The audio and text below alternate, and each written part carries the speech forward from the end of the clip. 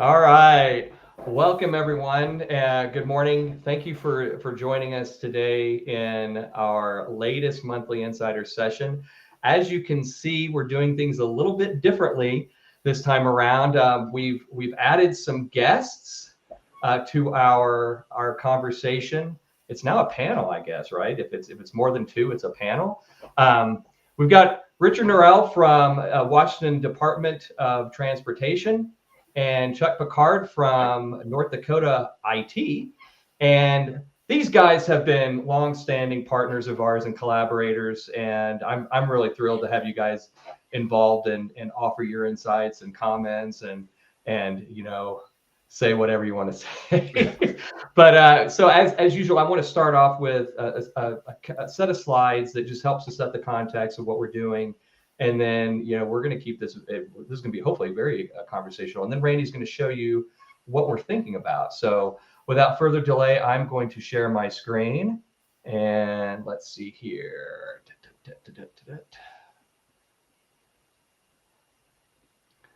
I'm going to do entire screen, share. And here we go. So I'm going to put this into full presentation mode. You guys see that? Yep. All right, cool. Okay, so this is all about a concept that we call Citizen Hub. And you guys are the first ones to see this. And the reason being is we really want to share with you kind of as early as possible the thoughts and concepts and processes we have. I want to set the stage here that what we're about to show you is confidential, and it doesn't. We're just sharing concepts and ideas, and what you see here might not make it as a product, but the idea is that we want to collaborate and share with you the stuff that's going on in Randy's lab, and get some feedback. So we want to hear. We want to hear everything. All right. Also, our user community.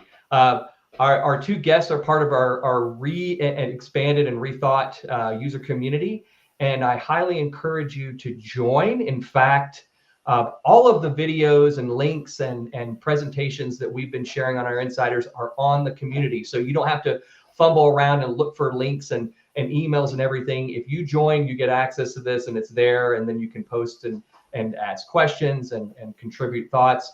That QR code will take you to the landing page, but go ahead and give me a shout or contact your account executive, and we're going to walk you through how to use this community. And there's also some benefits that we've added on a newly re-envisioned support experience. So we want to walk you through that. So give us a call, give you a shout, and we'll set that up. Okay, so as I said, this is about collaboration. We're looking for feedback.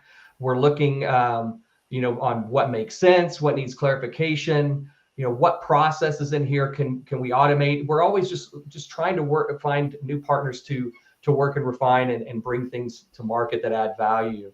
And then also what business topics. So as you're going through this session and thinking about things, if something sparks your mind and you want to share it, put it in the chat. Send us an email afterwards, whatever you want to do. But we're really interested in having conversations. So please do. All right, so digital services delivery. Let's get into it.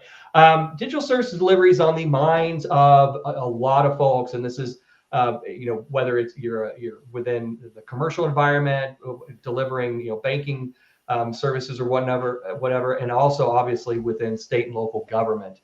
And so this session is really around state and local government digital services delivery and talking about the concepts there. So we've been talking and having conversations with a lot of our customer partners and prospective customer partners around what are the challenges with digital services delivery. And I think anybody that's interacted with your city or county or state government will have probably come away with some similar shared thoughts and experiences in terms of how things operate. So they can start with, and some of the culprits can be systems in various states, and if you have to tap in or deliver digital services, they have to go into different systems of record. That just makes a lot of things more complex.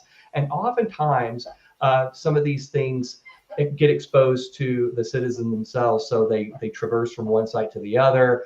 They may start a process in one aspect and they're stuck there and they can't go to other modes like mobile or use email or that kinds of things. We've also seen, and this is not just a case for state and local government. Some organizations that we would expect to have amazing digital service delivery still make it put the responsibility on us, the stakeholders, to keep track of things and to chase down the status of where things are, instead of just presenting and being proactive. So it creates additional work load for all of us. But then the agencies are really on the side of delivering these solutions, and they have stakeholders as well. Different people in different departments, they may need to collaborate. And so how do you do that? And then of course, it's always a backdrop of funding and IT resources. And we got two IT guys here, so chime in. Let me know what you're thinking about there. But it's always a challenge of finding the necessary dollars to deliver digital services, and the IT, just the staff, let alone whether they have the expertise to deliver that type of thing. And then of course you've got the goals on the other side that I think everybody is searching for. So unified solutions that work well together, so you're not just throwing things over the wall. You've got a system that's integrated with that streamlined experience.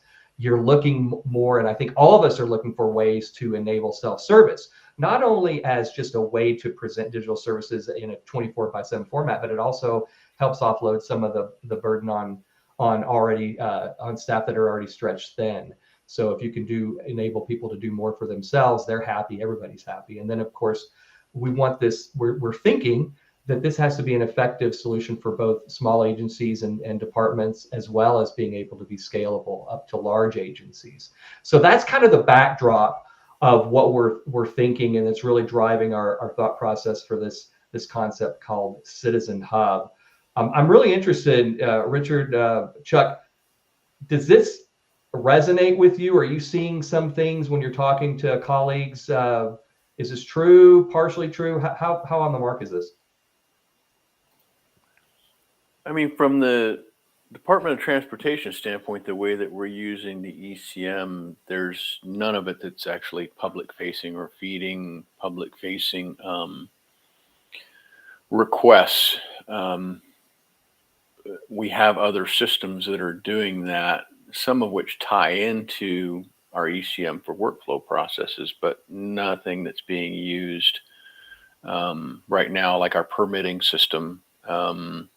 We could go down a different route with that, but that's another COTS solution that's been built and doesn't really integrate with the ECM. So, from our agency, we don't have a lot of public-facing interfaces with our workflows and document management system.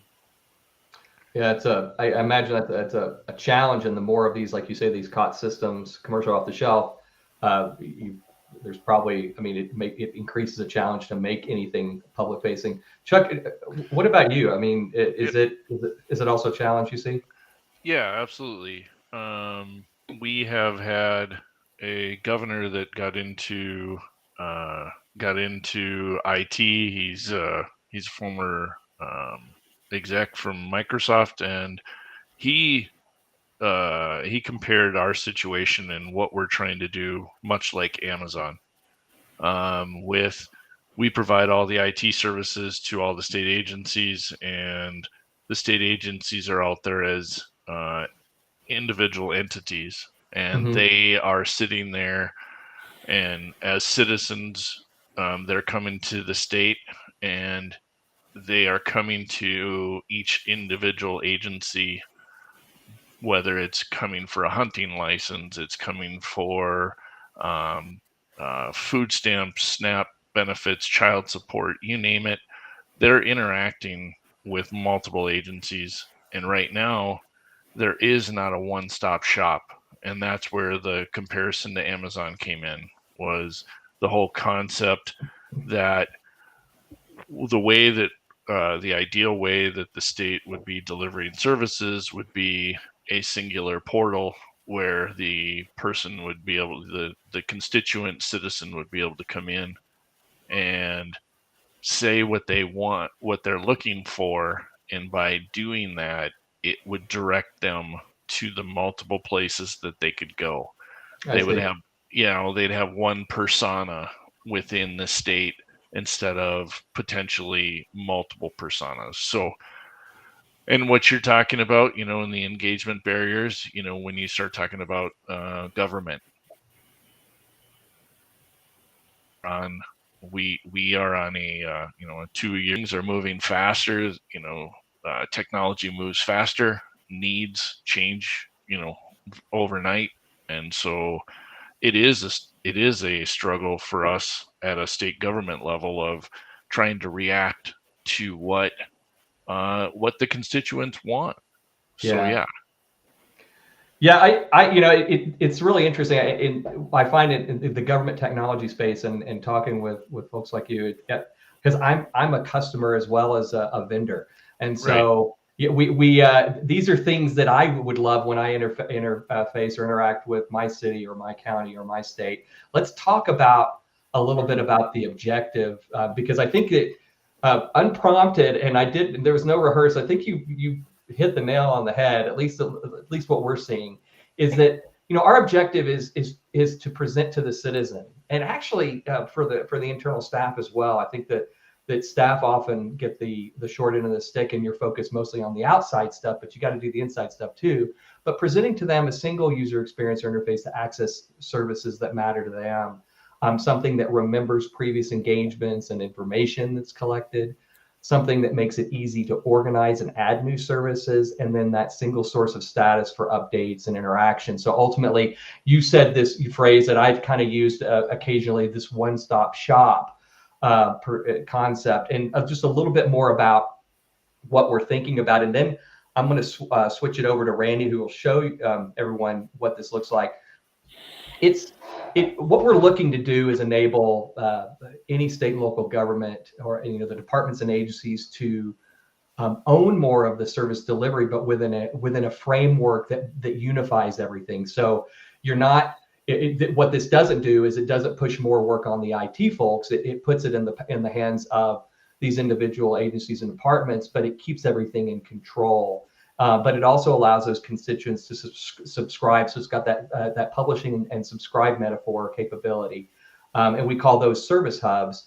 And then on the service hub side, from the department or agency build out perspective, there's a lot of capabilities such as, we're trying to provide as much interactivity as possible and support that, but also provide access to things like, process status. So things like virtual agents that I think, for good reason, a lot of organizations are interested in. And then a little bit more about the details. We really want to focus and leverage whatever technology's there. So I think if you know image source, we're not about rip and replace. We're about using what's there and then supplementing it and moving it forward. And I mentioned this framework. So we want to enable build out of these capabilities. And then of course on the experience side, this is really beyond. It's not a portal, but it kind of is a portal, and it's not a dashboard, but it kind of is a dashboard. So I think what I like to say is it brings the best of what these things do, and only the things that you need. So just providing a single place. So with that, I think we've got about a balance of 15 minutes, which I think is plenty of time for Randy to go through here. So Randy, why don't you take it from here, because seeing is really where you get the idea of what this is all about. All right. So. All right. Can you see that screen? Yes. Yes. Okay. So you may have seen iLinks Engage before. We've talked about it, shown it on a number of other webinars. But this is our user engagement experience platform. And so we can create, we call them layouts. You can provide access to all kinds of tools, any of the workflows that you've created, any of the content that you are storing in your content store. We have RSS feeds, we have public calendars, shared calendars, we have messages, notifications, PubSub type stuff for special events. So we've got a forum which we're using we'll be rolling out into our community very shortly. Allows you to share information, and we'll be sharing some code recipes and samples and just discussions. But what we're showing today is a layout that is designed around this concept of a citizen hub. And like Greg said, the goal here is, it's going to look simple, and that's the goal, is to make this something that is very easy for both the consumer side and the back end side, these departments, agencies that would be creating their own service hub within this environment. So in this particular layout, and the admin of the system can point and click and drag and drop and create whatever type of layout they want here.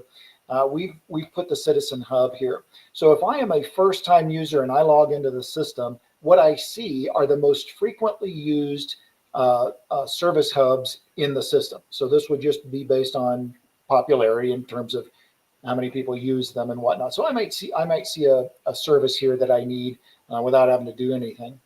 But I'm going to show you how we would find and add services to this homepage for me. But first, we talked about, or Greg talked about, the concept of a user context or a user journey through their lifetime interacting with the system. And what we have is a dynamic mechanism to allow modules within this environment to contribute to user metadata. So each module can deem a piece of information important, and other modules can use that information. So address, date of birth, of course, a name. We may have things like communication preferences. Maybe you've got a little bio history. Maybe you've got a website. Information that can be contributed into this metadata model here, again, gets shared throughout the system, so that if I open a form in one service area and it is asking for information that is already tracked in my user metadata, that's all automatically applied. And of course, I've got ways I can go in and manage that. If I don't want you to collect that information, I can turn that off. Of course, then I have to type it in every time, but that's up to the user. So let's say I'm looking for a special service. I'm going to click Find and Add Service, and it presents me with this searching ability. I could type in stuff here. But this is based on a semantic searching capability where we take information from each one of the services areas that are defined and made public here in the environment. And we put that in a vector database. Now we're doing semantic searching against that.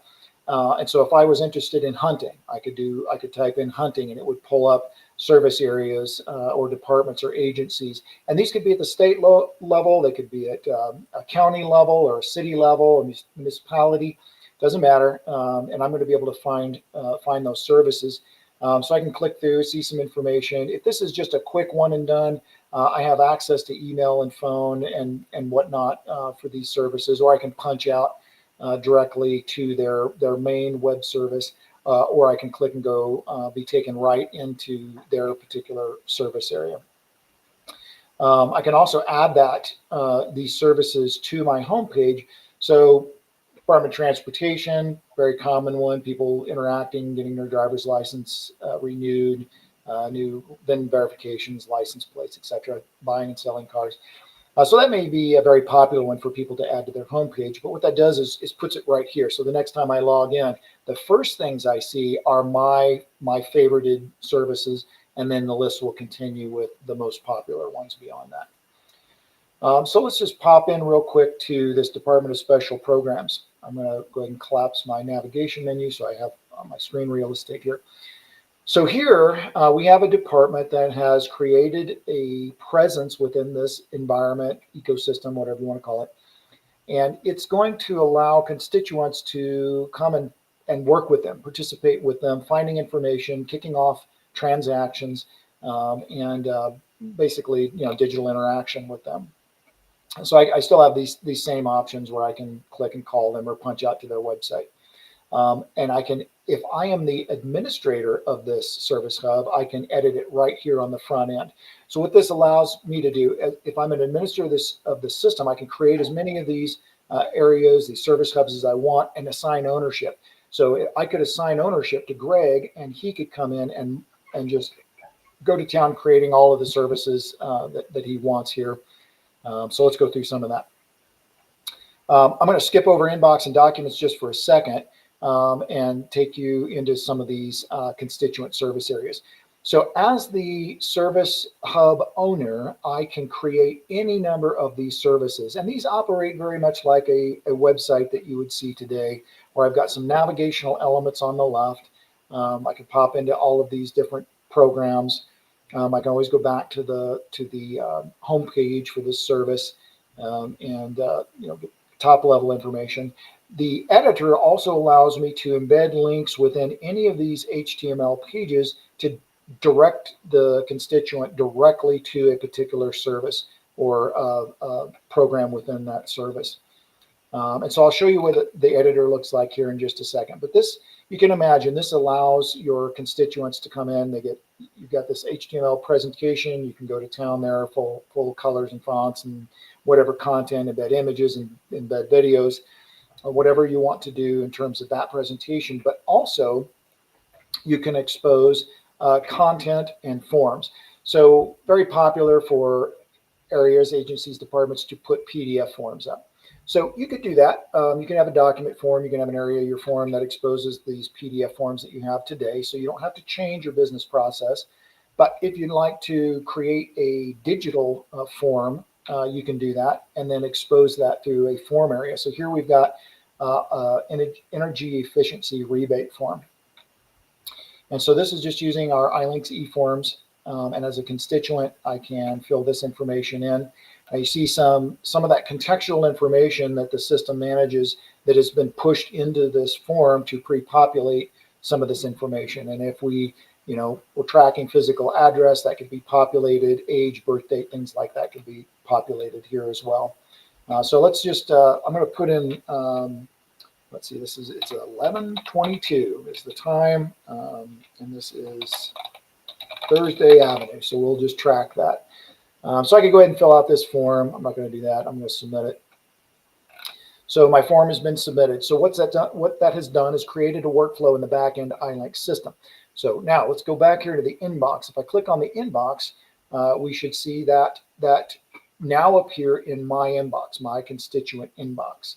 And so I get information about where it is in the process, what kind of percentage it is through the workflow, all controlled by the workflow definition on the back end. So you can choose to expose these milestones to the constituents however you choose.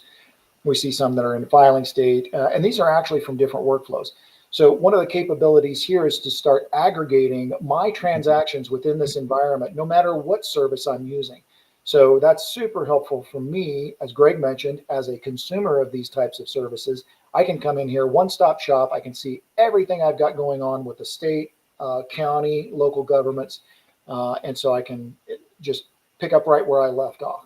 Similarly, I can click on My Documents. So any document that has been generated through any workflow or any interaction with the system, I have a single point of access for that. So if I click on this energy efficient rebate form, this is the form that we just submitted a few seconds ago on 11/22 Thursday. So this provides me, again, single point access to any live transactions, historic transactions, or any artifact that was generated through any of the system. So if I'm renewing my license, maybe I've got a receipt for that, got a copy of, maybe I mailed them a check, whatever that, any document that is generated through these systems appears here. The other thing that we've added is the ability to do, close the document here, is some chatting. So this uses assistant technology, and I'll show you in just a quick minute how the owner of this service hub can put documents into this assistant. And now when the constituent interacts, it's based on their specific set of documents. So I've got some stuff, so I don't have to type because I'm a terrible typist. So I'm going to ask this particular Department of Special Programs what type of programs it has available. So the answers that come back are unique to this particular service hub. If I were in DOT, I would get a completely different set of programs, financial aid, etc. So here we've got a list of programs that are available to me. This tech innovation thing sounds great. So I'm going to put this in. And I'm going to ask the system, because the information that was uploaded included qualification rules for each one of these programs. So I can ask the system if I'll qualify. So it's given information here to me about what it's going to take to get involved in this program. So it's asking me, basically, is your business registered within King County? If you were the 50 employees, yada yada. Given that you live in Tumwater, which is not in King County, you need to be based in King County. So it already understands, based on the contextual information of who I am. If you recall, I had put my address in before, that I don't live in King County, which is one of the qualifications here. So the system is smart enough to be able to help users and guide them through this process. We can even do things like providing them a link to the e-forms. So if I had qualified, let's see, let's do this one here. This is the financial energy one, which we actually had filled out earlier. It's gonna evaluate that, and if I qualify, it will give me a link to that e-form. So it's given me some questions here to see if I qualify. I'm not going to go through that, but we can provide that link. The user can simply click the link, open that form. Again, all that contextual information gets filled into the form, so I don't have to retype stuff, and then off it goes in the business process. So let's say I am the owner of this office, which I'm the admin, so I kind of am. So I can edit this particular service hub, service area here. So I've got all of the information that I see on that front page, my general stuff with my phone and my external websites. I can upload my own logos, my chatbot logos, things like that. Here's where I would come to create that HTML homepage. And again, it's a fairly simplistic type of editor, but that's on purpose, to give people who are not developers the ability to create a presence within this environment. But I still can upload videos and images and things like that. I can create links to the other areas within my service hub. So I can create a fairly rich environment using these very basic tools. So this is where I would come to create these areas of service, and within each of these service areas can define what I want to present here. So I've got an HTML homepage for this service. If I let's see, I go edit. I can turn on documents and turn on e-forms if I wanted to do that. So if I've got some PDF forms that I'm still using, that's fine. I can present those here. So I can just upload my PDFs here. If I want to make an e-form available, I can select from the list of available e-forms and add those in. And now those become available to my constituents to use within my service area. And then lastly, I know we're running short on time, I have the ability to configure my generative AI chatbot. So here's where I could fine tune my instructions. We provide a basic set out of the box. And here's where I would upload my documents that are specific to my service area. So I have a description of my programs. I've got a SNAP program qualification because that's a little more complicated. And then I've got a free Xbox program, which is unique to my service area too. All of that gets put into that chatbot assistant. And so as your constituents are asking questions, it's using that information to see if they qualify, provide additional information. And if there is a link to the e-form in your information, it will use that to direct the user right to your e-form if they would like to apply for that. So one last thing, I'll go back out here to the home. And this is just to really drive home that concept of one-stop shopping. So as a constituent of Colorado, I would love a place where I can go see every single document that I have ever uploaded or that's been generated through some type of transaction in one place. So maybe 5 years ago, I still have access to all of that content. Same with the workflow. So in this case, I'm just seeing the currently active transactions, but we could easily create an archive transaction here through our point and click tools that would allow constituents to see everything that they have done in all of history. So things that have been out of the flow, been completed and whatnot. So hopefully that's, I know we really had to rush to get this done, but hopefully that gives you a little bit of an overview of what we're thinking here with this Citizen Hub concept. Yeah, thanks, Randy. Any initial thoughts or observations, Chuck or Richard, on what you just saw? I know this was the whirlwind tour, but how does it? Yeah, I'll just open it up. I know from a state standpoint, working with state government, I think that is the vision that has been presented here in the state of North Dakota is a one-stop shop for citizens interacting with the state. So yeah, you're headed in the right direction. Yeah, from our standpoint, Randy, you've seen, and Greg, you've seen Secure Access Washington, Yeah. and the way that Washington is presenting that is basically you have links into whatever sites those individual agencies are providing you. What I'm interested in the concept you've got here is basically that would replace Secure Access Washington as their single point. Um, what would it require for the individual agencies that don't have an iLinks backend to be able to hook into that system and contribute to that? A For web browser. example, well, I mean, so you say so I've created a document over at DOL that doesn't have iLinks. How are they going to surface that in this environment? What does their IT department do so that their content can be contributed into that? Same thing with workflows. You know, all these agencies have disparate enterprise content management systems. How are they going to contribute into this? Yeah, that's a great question. So we're working through some of that. We'd love to probably need a follow on with you guys to explore some of that. But right out of the box, an agency would be able to create their presence, put all the information in they want very easily. You saw the tools are very basic, but then they could create a document area and they could upload any of those PDF forms that they have. And our goal is to provide a number of out-of-the-box tools, workflows, and e-forms. And you simply would enable that, and then within the configuration for that, provide your contact information. So a very simple workflow would be, hey, I've got a form, it's information form, whatever, and it's going to generate a PDF version of the constituents filled in information, any documents they uploaded, and then you give us an endpoint where you want that. And that would be as you coming into maybe a workflow layout or a content layout and accessing that information directly that your constituents had put into the system. So accessing the information from you processing through workflows and documents, super easy. We're still working through how would you create and tune a back-end workflow that would be unique to your business. And we've got ways to do that. We just want to make it a little easier than it would be today. So if Washington State were interested in doing something like that, what would the individual agencies have to do in order to become contributors to it?